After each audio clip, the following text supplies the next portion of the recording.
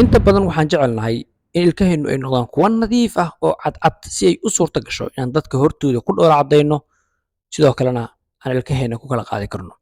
Laakiin ka waran haddii ilkaha dhexdooda ay kaaga samaysmaan waxyaabo kale ah oo ku bilowda si tartiib tartiib ah.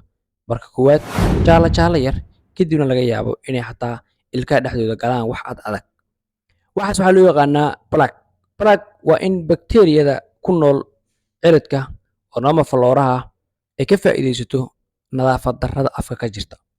Markaasna ay samaydo oo ay beddesho waxyaabo laga yaabo in cunooyinka haraadiga ay yihiin oo halkaas ku haray kadibna kalarkooda ay beddesho kadibna ay u beddesho wax adag oo loo yaqaano plaque.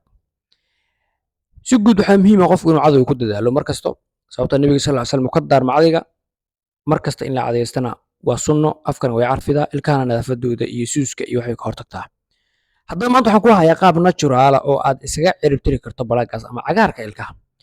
Haddaba waxaan kula wadaagayaa insha Allah tacaala qaab fudud oo natural ah taasi oo kaa caawin karayda in ilkaha huurada saaran ama plaque-ga iyo wasakhda saaran aad ka dejido.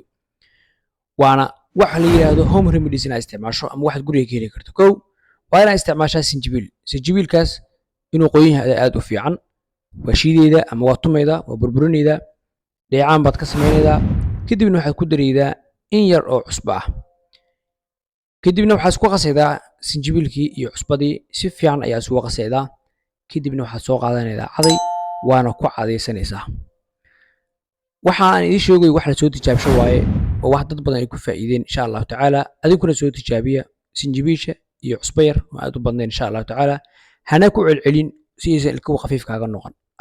Sababtoo ah xaaladan ama taladan waxaa la soo jeediyaa waa mararka qaar waa markay baahi ay keento laakiin markasto inaad ku celcelido muhiim maahan maadaama cusbadu ay ka mid tahay waxyaabaha ilkaha khafiifiya. Intaas ayaan kusoo koobnay barnaamijkeena xogaa caafimaad muuqaalka meel fog noo gaarsiiya insha Allah tacaala la wadaaga asxaabta haddaad nagala socoto YouTube subscribe noo saar Facebook haddaad nagala socotana follow noo dheh asxaabta u share gareeya. Asalaamu calaykum waraxmatullahi wabarakaatuh.